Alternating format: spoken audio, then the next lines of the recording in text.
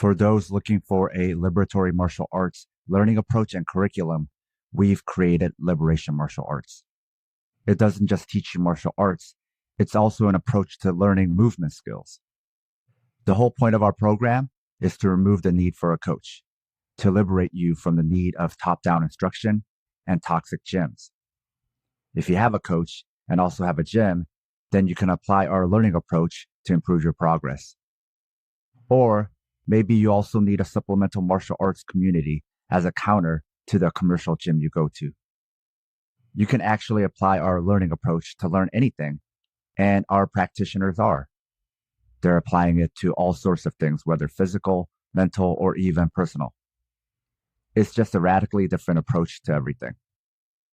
Sign up for Liberation Martial Arts at the Southpaw Pod Patreon, or support us by signing up for one of the other tiers and help us support this project while also getting access to bonus content like early releases of SDS9 with transcripts.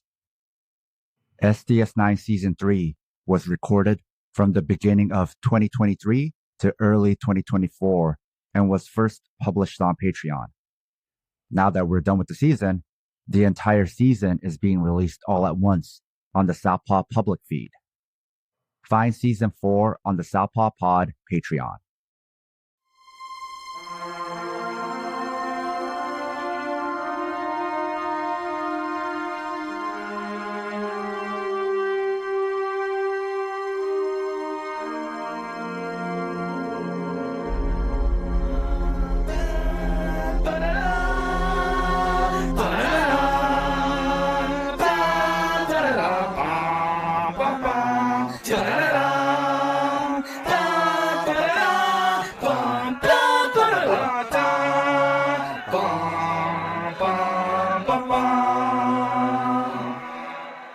This is Southpaw Deep Space Nine Season 3, where we analyze Deep Space Nine and Star Trek from a political and historical lens episode by episode.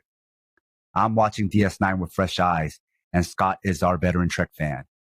We are discussing Season 3 of DS9, Episode 6, The Abandoned.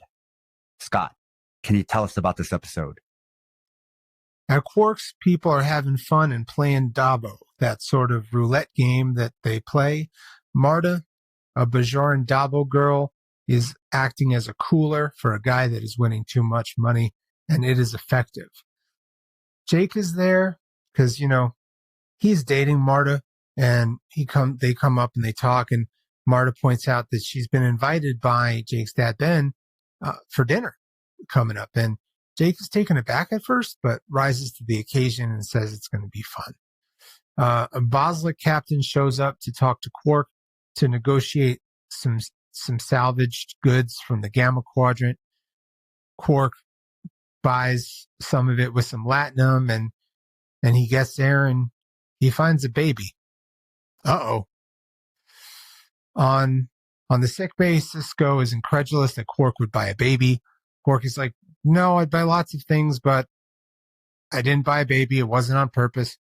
And he says that, rules of acquisition say that you usually look at what you buy before you buy, but whatever.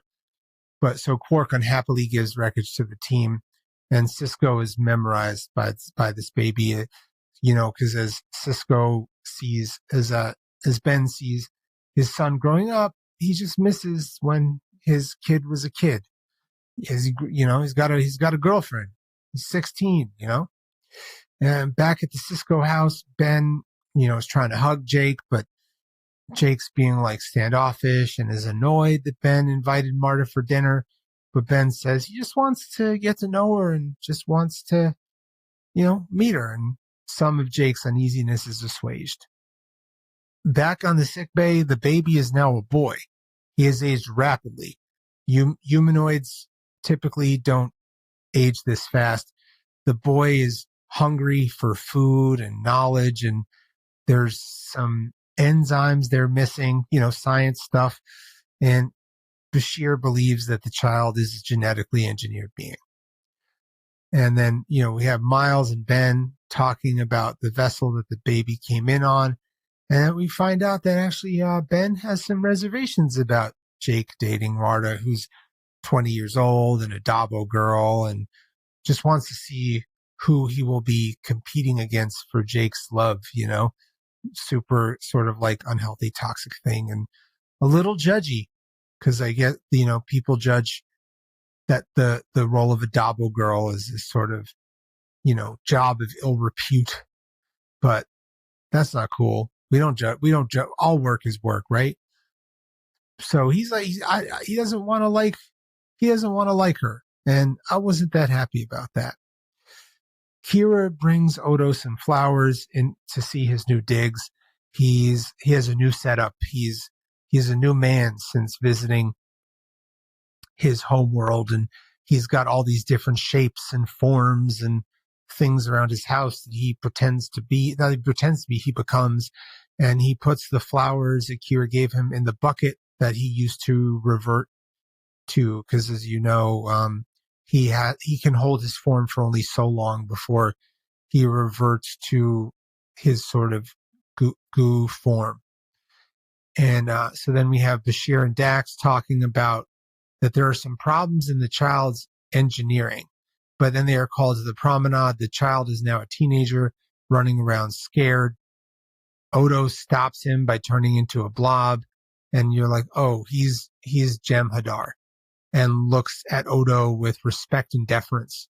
And so the founders have modified the Jem'Hadar to show fealty to changelings.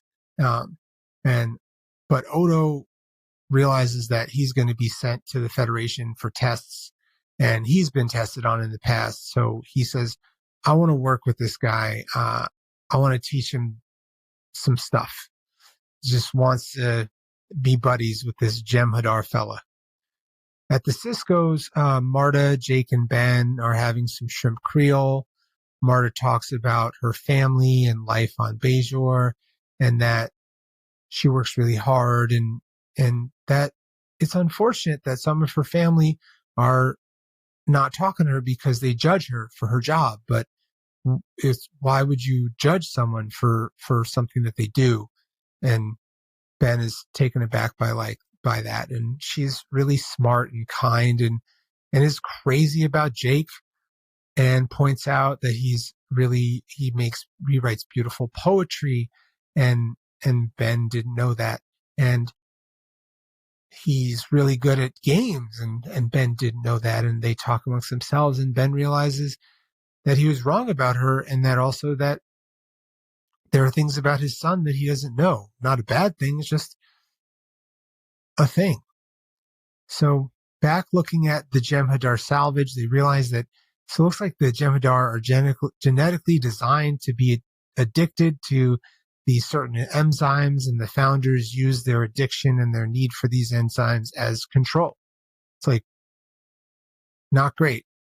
And so the Jem'Hadar guy and Odo talk, and he's staying at Odo's quarters, and it's just, we see that the Jem'Hadar have a lot of self-hate and self-loathing, and believe they are beneath the founders, but better than other people, but want to know more about people and culture. So Odo shows some videos of the Jem'Hadar attacks and says that the Jem'Hadar are warriors. So Odo brings him to a holosuite to learn how to defend himself and show restraint. He really thinks that he can teach him a new way. So he sets him up with these holo peeps, but he just keeps on killing them and upping the challenge, and he's just like really good with it. And Kira asks Odo if this is the right thing to do. Is the guy going to betray you? Like, maybe you're wrong about this guy. Kira says, don't forget who he is, which is like another disappointing sentence. And Odo points out that like we are more than what people say we are, and we're not. Yeah, we're just more complex than the different titles that we wear and hats that we live. On the promenade, the Jem'Hadar man says all there is for him is violence. And Odo meets with Ben, who says the Jem'Hadar guy we don't get a name. We'll be going to Starfleet for research, and the Jem'Hadar guy shows up and takes Odo to a runabout because he doesn't want that. And Odo wants this guy to be different, but this other guy doesn't want to be different. He just wants to be a Jem'Hadar and go to the Gamma Quadrant. And at the airlock, Sisko tries to talk them out of leaving, but the Jem'Hadar guy leaves. We then go back to Deep Space Nine.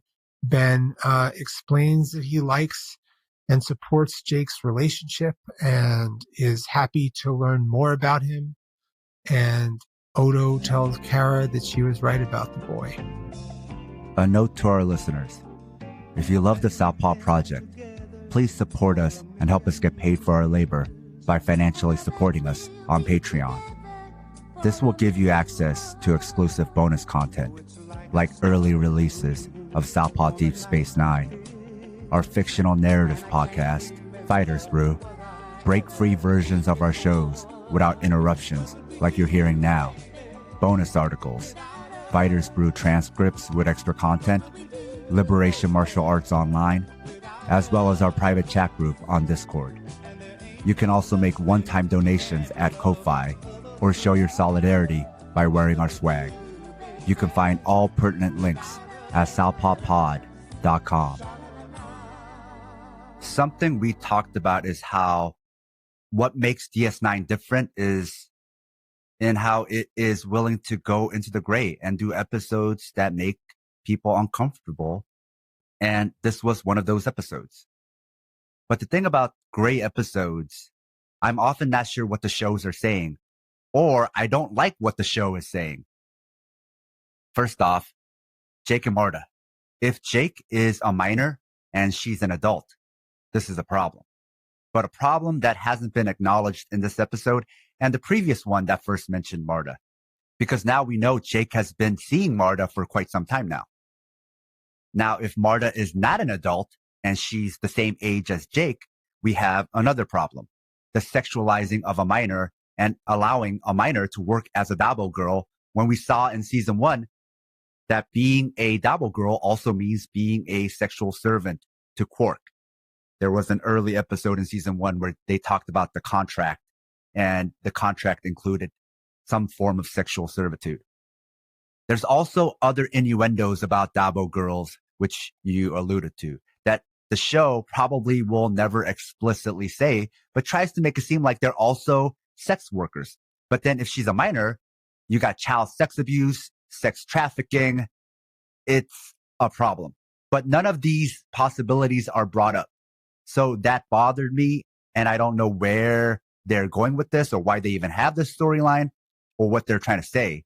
It's gray, I guess, but I'd say it's coming off more wrong than gray.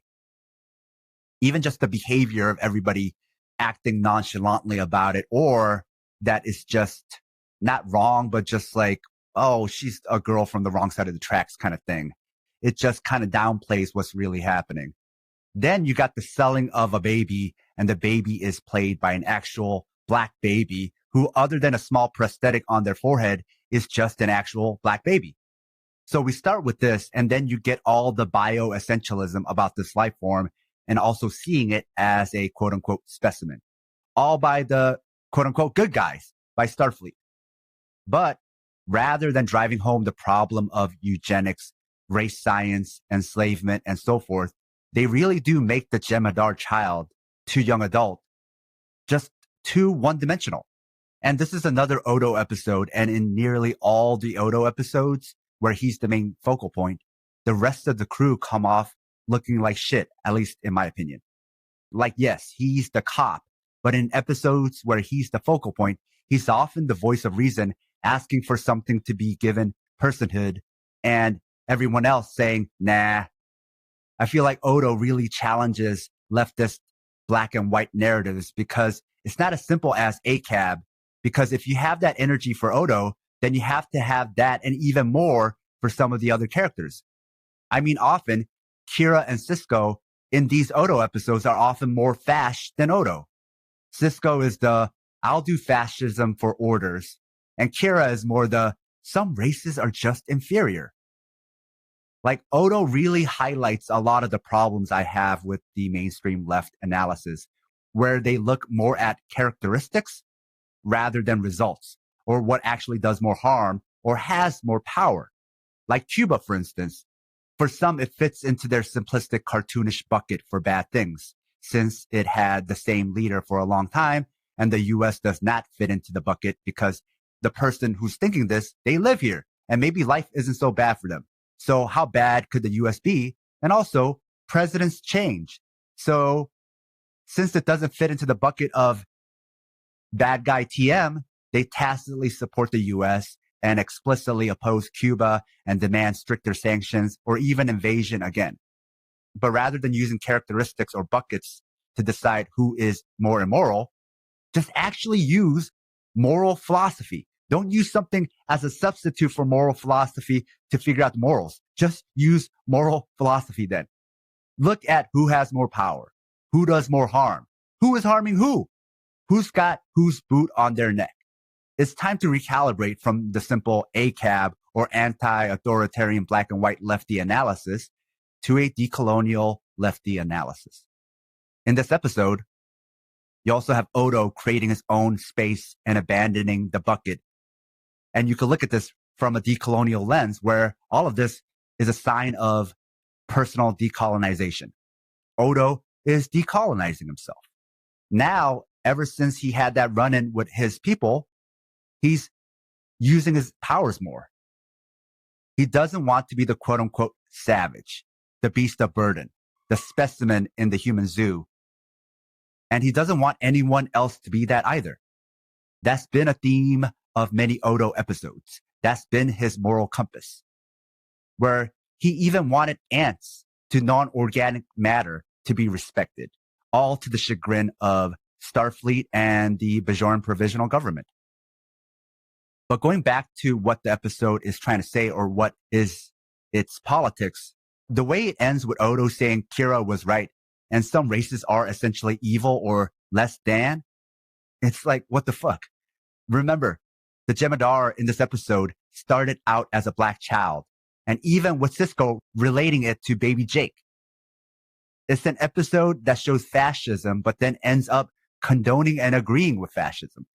It was a pretty fashy episode, so I definitely had problems with it. Rather than gray, I'd say a lot of DS9 episodes are messy, but it's a part of what attracts people to DS9 because they go there. And sometimes they go there and end up writing a pro-Cardassian episode. And also, as far as eugenics and genetic engineering, that's already happening. I mean, we already have designer babies, testing for what kind of baby you'll get until you get the right one. That's engineering of babies. And there's also how we think of diseases, vaccines, climate and pollution, disabilities, debilities, bodies, fatness, body politics, and body imperialism. It's all a thing. And yeah, eugenics and fascism is very much even a liberal thing and an unconscious thing, even for lots of lefties. Thinking vulnerable groups dying or getting disabled is chill. They conclude the same thing Odo and Kira do. I could go on, but I'd recommend the podcast Death Panel if you want to know more about this. If you're already listening to us, obviously you are someone who is willing to listen to podcasts. So listen to Death Panel, especially if these are topics that interest you, because that podcast is all about death, disability, body politics, and eugenics. But Scott, what did you think about this episode? I had a lot of problems with the episode, which is interesting because I think that the writing was a little flimsy with the characterization of Odo, though I understand that he's going through this new experience of having more knowledge of his culture and trying to integrate it into him. But this whole thing, like, I can make this person okay. I can make him the good version of this. Yeah, it's just like the racial politics in this episode were just really problematic and shitty. I rewatching this episode now, I'm like, I really hate this episode. There's like obviously some very just comfort of the fact that, yeah, Jake is 16 years old. His girlfriend is 20. That's some issues. I think Dabo work is possibly a type of sex work, but would not be communicated as such in Deep Space Nine, but it's alluded to that it might be. It's definitely complex, and there's little stuff that is like throwaway stuff like that really does confuse me and confound me, and I'm not interested in talking about like the cultural mores of ages of consent in the 24th century, because I'm not like that's not something that I have a big stake in fighting or arguing. But by the standards that we have, that would be a inappropriate age difference, right? You know, it's complicated. You also made me think about another common trope that you saw a lot in 90s movies and even TV shows, especially like where it's a guest episode where a guest appears, or it's like a movie of the week, which is the savior episode where there's a savior character, usually white dude, trying to save a black kid who's in a gang. But unlike those episodes or some of the bad versions of those type of episodes or shows, this one ends with, we failed. They're just like that. I guess there's no saving them. So even the original premise of saving them is a problem, and then concluding they're beyond saving is also a problem. I'm pretty sure the writers were not trying to say all this stuff, all this bad politics. It just ended up being a mess. And then they inadvertently said all this stuff. Mm-hmm. I don't think they were going that deep. I don't think they realized like they were talking about some profoundly messed up shit. Yeah.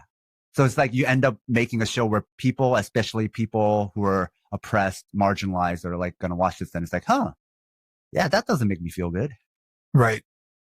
I'm sorry, man. I'm giving this a 2.5 mythology because I hated what this episode was about. I hated what this episode was trying to convey. So yeah, I didn't like this episode from from a value center. The acting was good, and yeah, that's that. It reminds me of another popular movie. Actually, I think it was a franchise at one point from the 80s, maybe leading into the 90s, Three Men and a Baby, where it's like three men and a baby from hell. Like it's like the evil version of that. This is the mirror episode of that. Well, I'm actually going to do you one a little funny, because aside from the fact that the Three Men series stars Tom Selleck, who's legitimately a bad person and took over. What was the guy, Charlton Heston, who's the NRA guy? Yeah. Yeah, he took over Charlton Heston's place in the NRA. Not a great guy. And he's the star of that propaganda show, Blue Bloods, which I'm not a fan of. But not the first movie, Three Men and a Baby. However, Three Men and a Little Lady is accidentally subversive and pretty out there as far as like talking about alternative family systems. And it's actually kind of dope in that way. It's not a great movie, but it does look at there are non-traditional ways to have family and have parentage that aren't just the nuclear family. So thank you for bringing that up, because whenever I can, I like to talk about how Three Men and a Little Lady does a great idea of showing that there are really awesome other ways to raise kids. And this episode was not that. No, it was not. Scott, can you tell us about the next episode? The next episode, Civil Defense. Jake and O'Brien make a mistake. Until then.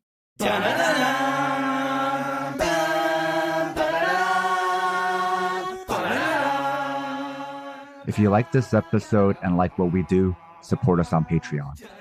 We also have the Liberation Martial Arts program, if you want to train with us from wherever you are. It's both theory and practice and removes the need for an instructor. What you're learning is how to teach yourself. It's also an approach you can take with you from the gym into the world.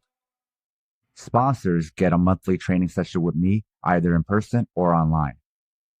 Supporting me not only helps me pay my bills, but it also helps me support my family. Find all our links, including Southpaw merch, at southpawpod.com.